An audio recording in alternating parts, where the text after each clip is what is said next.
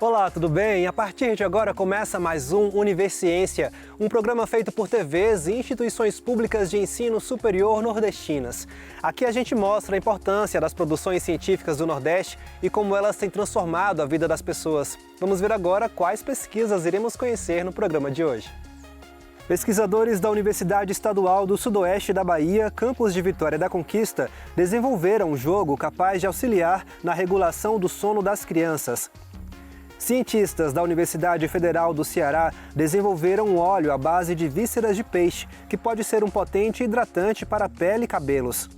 Veja também, pesquisadores do Instituto Federal do Maranhão têm contribuído para o conhecimento, aprofundamento e difusão dos saberes de línguas indígenas da cidade de Barra do Corda. E ainda, vamos relembrar uma pesquisa da Universidade Federal de Sergipe que busca conservar e recuperar áreas degradadas da Caatinga.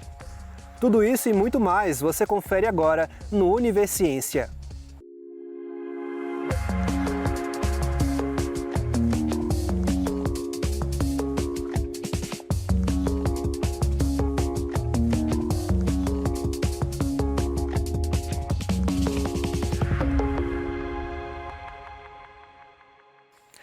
Pesquisadores da Universidade Estadual do Sudoeste da Bahia, campus de Vitória da Conquista, desenvolveram um jogo que tem como principal objetivo auxiliar na regulação do sono das crianças. Batizado de Além do Dia e da Noite, a Dança do Sono, o jogo busca ensinar sobre uma rotina de sono mais saudável. Confira.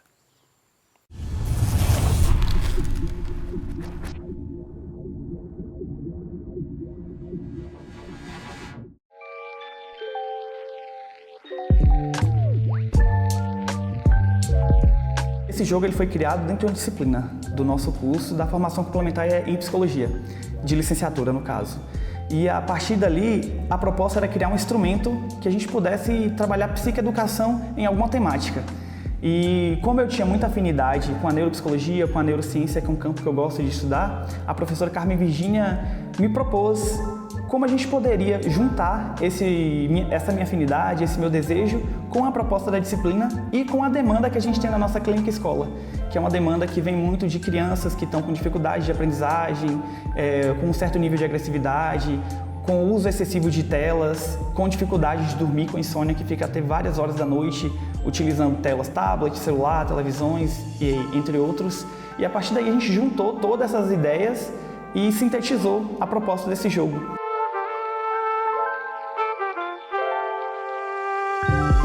E a gente começa a observar em resultados recentes de pesquisas que existe uma relação direta entre o uso abusivo das telas e distúrbios de sono, distúrbios de comportamento, distúrbios de alimentação.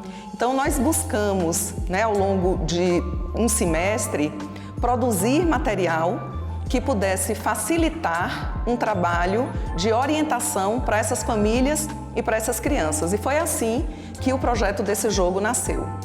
O jogo ele tem um tabuleiro. Nesse tabuleiro ele vai ser dividido em 4 mundos aqui, né? Eu coloquei nomes lúdicos nesses mundos, mas basicamente é você estar o do dia, o processo antes de dormir, o estar dormindo e o processo de acordar. Sempre quando você termina o mundo tem uma atividade. Uma atividade que pode ser que tem um jogo da memória, tem um labirinto, tem o procurar umas peças.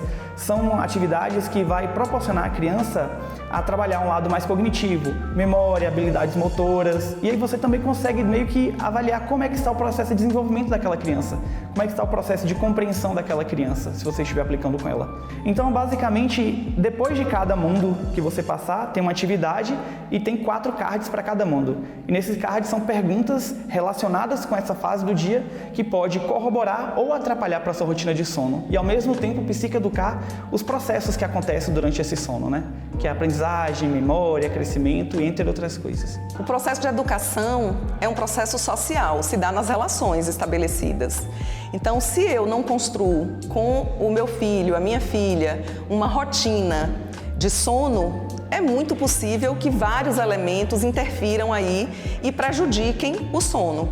Então, o processo para ensinar uma criança a dormir à noite e não dormir de dia depende de vários estímulos que existem aí ao nosso redor, e aí entra, as telas, que pode favorecer ou prejudicar. O nosso objetivo não é proibir o uso de telas, mas existem horários que são mais adequados, o tempo de uso que é mais adequado. Inclusive, a própria Sociedade Brasileira de Pediatria tem um indicativo de quanto tempo a criança deve ter atividade durante o dia, sono e o tempo também de uso de tela. Então, a gente observa no trabalho, né, de recepcionar as famílias que esse tempo ele não é respeitado, nem o tempo de sono, nem o tempo de atividade, nem o tempo de tela. O que é interessante para a gente trabalhar em um tabuleiro com criança? De uma forma que não seja tão difícil, não seja tão abstrata. Aí eu pensei bastante, estudei com a professora e aí a gente começou a pegar elementos do dia a dia que a gente observava na clínica e falou assim, como eu posso tornar isso lúdico para trabalhar com a criança? Como eu posso também tornar isso mais palpável para trabalhar com os responsáveis? Então a ideia partiu mais dessa demanda, da afinidade e do tato mesmo. A gente foi assim buscando, foi pecinha por pecinha. Demorou um semestre inteiro, bem inteiro assim, para a gente conseguir juntar tudo e formular esse jogo. É bem prazeroso para a gente, né? Que assim, a gente está dentro de uma universidade, tem contato com a comunidade, ouve a comunidade, entende quais são os anseios, as queixas, as dificuldades. A partir daí, nós temos, num curso de graduação em psicologia, possibilidade de discutir, a partir da nossa ciência, alternativas para que a gente faça intervenções junto à comunidade. Então, a gente produz esse jogo, né, no interior de um estágio, e a partir daí nós podemos ir para as escolas, para as clínicas, para as casas das pessoas, exatamente levando o conhecimento que foi produzido na universidade.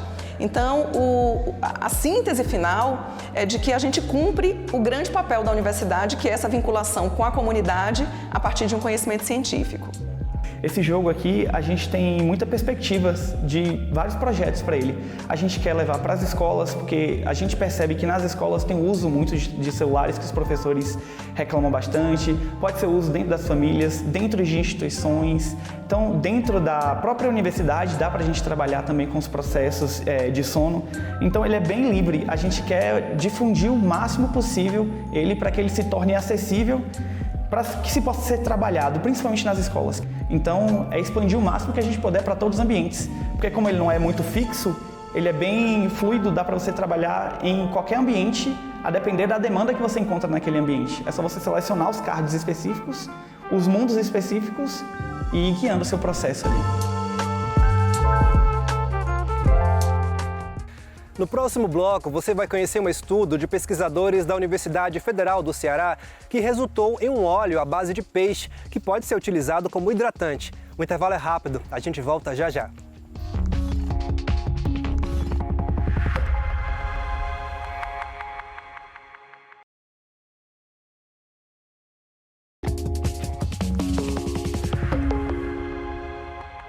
Pesquisadores da Universidade Federal do Ceará desenvolveram um óleo à base de vísceras de peixe que tem um enorme potencial na indústria farmacêutica.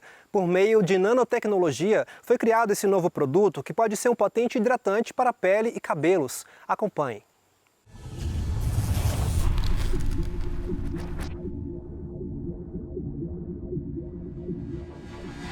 Há tempos, os pesquisadores vêm estudando formas de aproveitar 100% a tilápia, um peixe muito apreciado na culinária cearense.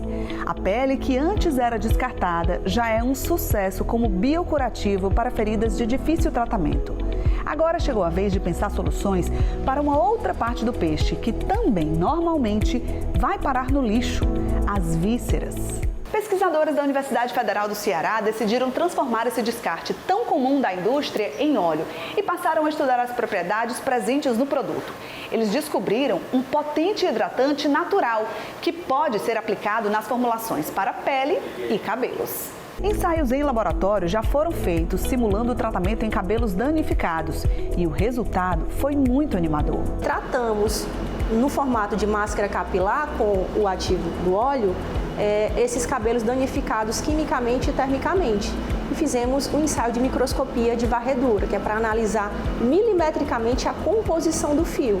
E a gente viu o fio antes e o depois, e comparando o fio após o tratamento com a nanoformulação, a gente observou que as cutículas desses cabelos ficavam bem seladas, restaurando a saúde do cabelo anterior ao tratamento químico ou ação térmica. Uma missão importante foi a de retirar do óleo qualquer cheiro de peixe. O sucesso dessa tentativa garantiu que o produto ganhasse a possibilidade de ser adicionado a cosméticos e também medicamentos. É que, além do enorme potencial hidratante, os pesquisadores descobriram que o óleo das vísceras de tilápia tem uma característica de atingir com mais facilidade camadas da pele não facilmente alcançadas. A penetração de um fármaco em si é um desafio à indústria farmacêutica em você conseguir levar um ativo ou um nutriente para as camadas mais internas. Imagina você fazer um tratamento e esse ativo conseguir chegar em níveis mais profundos e você ter um tratamento mais eficaz para a pele. Isso foi possível graças à nanotecnologia. O óleo funciona como um nanocarreador, ou seja, ele serve como um microfacilitador, um transportador de substâncias que são necessárias nas mais diferentes formulações. Esse óleo, em dos nossos estudos, nós observamos que ele tem uma boa permeação na derme e na epiderme. Isso aí ajuda a carrear um fármaco que não é muito solúvel em água, mas que no sistema encapsulado na forma de uma mini emulsão, esse nanocarreador, ele consegue penetrar e levar o ativo no alvo. Os pesquisadores já pensam em adicionar o óleo da tilápia em loções para tratamentos de doenças de pele. Diferente dos óleos já disponíveis no mercado do tipo vegetal, esse óleo da tilápia, adicionado aos medicamentos, garante a eficácia por mais tempo, diminuindo a necessidade de reaplicações frequentes do produto. A nanoformulação, ela permite justamente, com baixa concentração, você liberar de forma contínua. O nível do medicamento é mantido contínuo no sangue. A vantagem do nano está aí, em você conseguir manter essa janela terapêutica sem intoxicar o paciente, sem trazer o que todo processo de medicação traz, que é efeito colateral. A descoberta rendeu uma patente para a UFC. Agora, os pesquisadores buscam parceiros para aplicar o óleo em diferentes usos. Além de muitos benefícios para os novos produtos que podem ser pensados a partir dele, os pesquisadores comemoram uma outra vantagem. É uma solução sustentável para o problema do descarte das vísceras do peixe. O óleo de peixe, ele é um resíduo, então ele, ao ser utilizado, ele está reintroduzindo um produto que estava causando um impacto ambiental, né? E vai estar voltando agora à cadeia produtiva de uma forma benéfica para a população como um todo. E a vantagem de utilização disso é porque ele vai ter baixo custo e, como nós somos o Brasil é um dos principais produtores, o quarto maior, então a gente tem um volume a ser explorado muito grande dessa matéria-prima. A língua indígena Tenterrar-Guajajara é considerada a língua cooficial do município de Barra do Corda, no Maranhão. Porém, muitos ainda a desconhecem e, por vezes, são até desrespeitosos com os que a têm como língua materna. Cientistas do Instituto Federal do Maranhão têm contribuído para o conhecimento, aprofundamento e difusão dos saberes de línguas indígenas. Acompanhe na reportagem a seguir.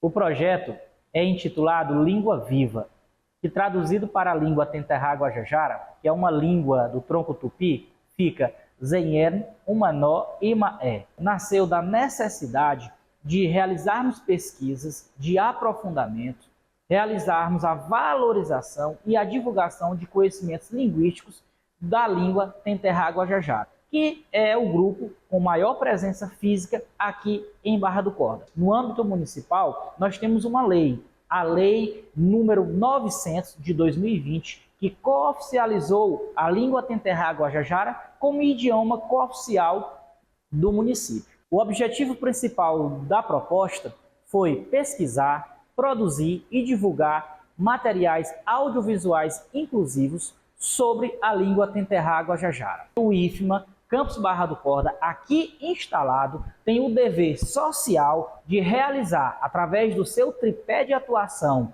ensino, pesquisa e extensão, ações, atividades para que visem, para que se dê cumprimento ao que está estabelecido, tanto na legislação municipal, estadual quanto federal. Nós fizemos, primeiramente, uma pesquisa em campo. Foram visitas realizada semanalmente, para que pudéssemos ter esse contato mais próximo com as comunidades e saber o que de fato elas queriam ver sendo divulgado sobre a sua língua.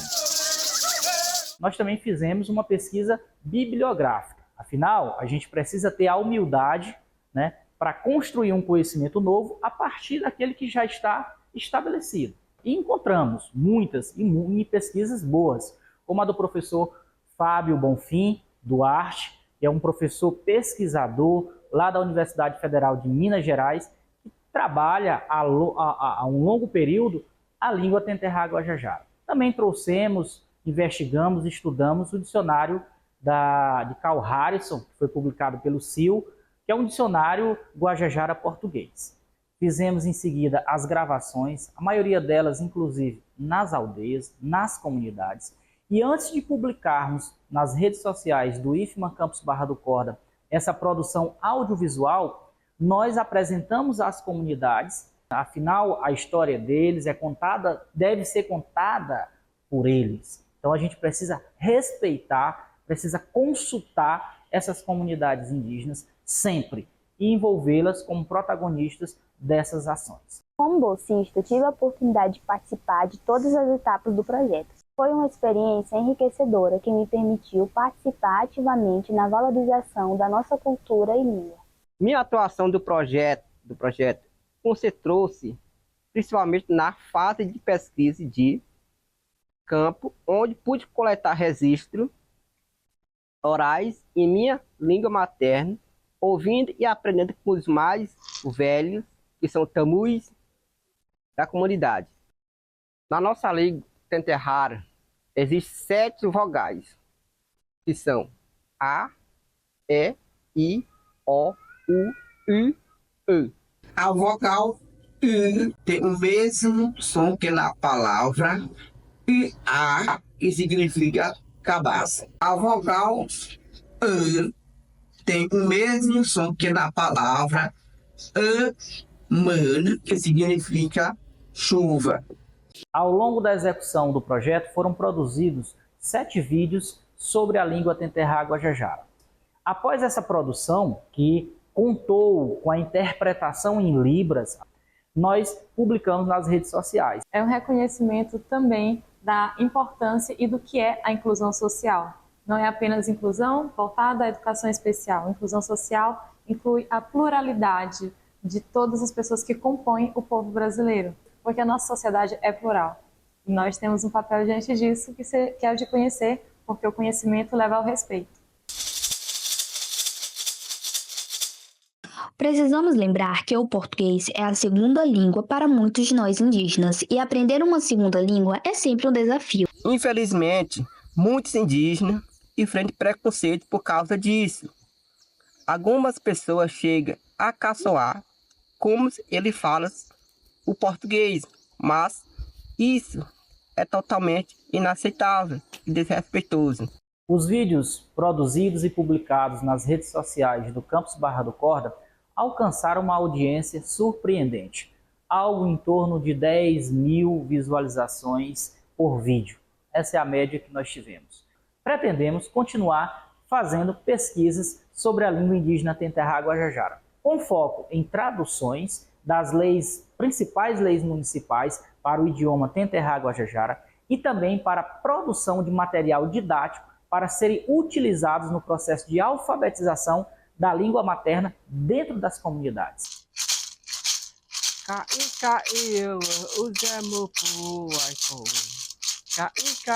Acredito que projetos como o Língua Viva são fundamentais para promover um mundo mais inclusivo, com menos preconceito e mais empatia.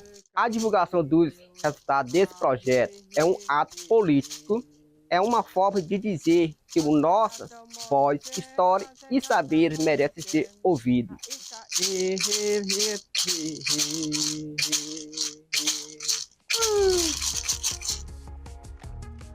No próximo bloco, a gente segue revisitando pesquisas que fizeram a diferença no dia a dia em celebração aos 5 anos de Univerciência. O nosso próximo destino é o estado do Sergipe. O intervalo é rápido, a gente volta já.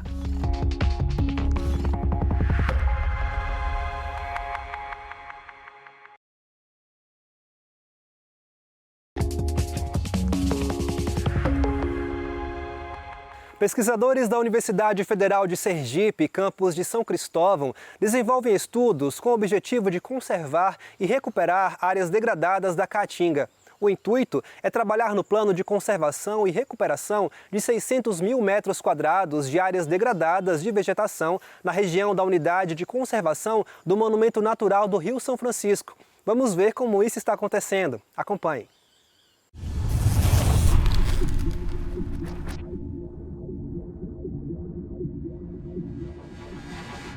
O bioma Caatinga é uma floresta tropical sazonalmente seca, definida por condições climáticas particulares, está exclusivamente dentro do território nacional. É um bioma muito particular, em condições extremas, às vezes para sobrevivência, e também um bioma cheio de gente, né? A gente tem que considerar que há milhões de habitantes dentro desse bioma e que convive com essas condições.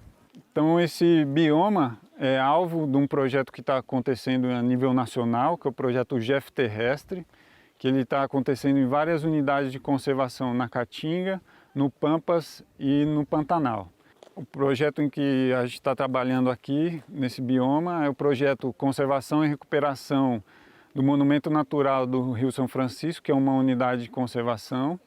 Nós estamos aqui ao entorno da unidade de conservação, no assentamento Mandacaru 1, que é alvo das ações desse projeto, de recuperação florestal, com envolvimento da comunidade, e também várias pesquisas estão sendo desenvolvidas ao mesmo tempo em que a gente está fazendo a recuperação de algumas áreas da Caatinga. Esse projeto nos ajudou a criar uma associação no assentamento Mandacaru, município de Canindé de São Francisco, a Associação Empreendedoras de Mulheres do Mandacaru. Vem elaborando os projetos para a gente, um custo de vida também, a gente para ganhar a renda que a gente não tinha, agora através da associação está aparecendo. O objetivo de recuperação são 60 hectares, utilizando os diferentes métodos de recuperação florestal. Então não só plantio de mudas, mas também adensamento e enriquecimento, com sementes, isolamento de áreas, como a gente isolou uma área de 2.500 metros, já áreas de APP, fazendo um corredor ecológico entre duas reservas legais. O plantio do mato que a gente foi, a gente já plantou mais de 30 mudas já de umbu. Estamos investindo mais no umbu. A gente, para plantar ele, tem o esterco de galinha e o adubo. A gente mistura, cava lá o solo 40 por 40 para colocar a planta. Não cobrimos essa parte aqui toda, ó. Nós cortamos o saquinho lá, jogamos o plástico fora, aí deixamos essa parte aqui fora, que aqui ajuda a planta a respirar, porque se cobrir tudo, ela morre. Aí nós deixamos só essa parte assim plantada aqui para fora para ela poder respirar. Todas as atividades e ações que estão sendo desenvolvidas, a gente envolve a comunidade e eles também estão recebendo recursos por isso, né?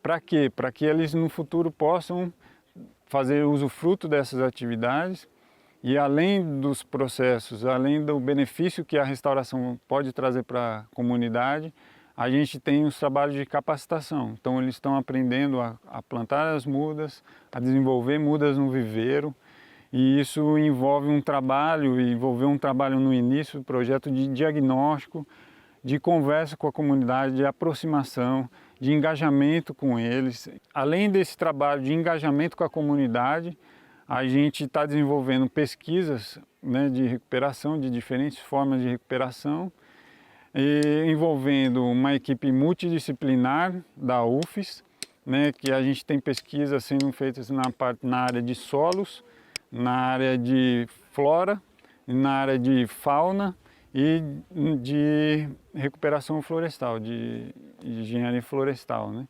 Nesse ano a gente está realizando o plantio de aproximadamente 20 espécies florestais nativas para recuperar essa área. No caso aqui do experimento também, né, nós vamos testar 3 espécies nativas também, o pau-ferro, o mororó e aroeira do sertão, que inclusive é uma espécie que tem uma importância ecológica muito grande, para entender quais as respostas que ela tem aos tratamentos que nós estamos aplicando aqui. Nos primeiros estudos a gente viu que o grande problema da caatinga degradada era o teor de matéria orgânica desse solo. Por causa da erosão que ocorreu aqui, o solo descoberto, chuvas muito intensas aqui na região do sertão, e acabou tendo muita erosão dessa camada superficial do solo, que é onde está a matéria orgânica. Então a gente identificou isso aqui nessas áreas, comparando com áreas de caatinga preservada. Agora a gente está montando um experimento justamente para comparar a adubação, inclusive a adubação orgânica, em 3 espécies e 2 formas de fazer esse plantio. Né? Porque, claro, como a gente está no sertão, né, a água é um dos problemas daqui, até para regenerar a própria caatinga. Então a gente vai testar essas formas para ver se tem uma melhoria, a gente fazendo um barramento, um pouco da água que escorre em superfície, e vai testar a adubação para ver se aumentando um pouco mais o teor dessa matéria orgânica vai favorecer o crescimento dessas espécies florestais. Durante o levantamento de solos que nós fizemos na área, encontramos muitos focos de erosão, né? Erosão avançadas, né? Muitas vossorocas e sulcos profundos, né? De até 2 metros, alcançando inclusive o rio Curituba. Então uma das propostas do projeto é tentar recuperar e evitar que essas erosões avancem, né? Então a gente pensou em maneiras de conter a erosão que pudesse ser barata, né? De baixo custo e que usasse recursos da área. Então a gente utilizou os barramentos, né, ou as barragens de base zero, como são conhecidas, né, que são nada mais do que bloqueios, né, para diminuir a velocidade da água. Pode puxar a areia toda. Esse projeto é muito importante porque há pouco tempo eu não sabia, eu não conhecia como preservar, como fazer preservação da caatinga e não conhecia a importância que era você ter mudas de sementes para doar para esses biomas que estão precisando. Eu tinha uma visão de, tipo, sendo planta nativa da região, que não teria importância alguma para mim, né? Eu pensava dessa maneira. Só que hoje, através desse projeto, eu vejo que tem uma importância fundamental.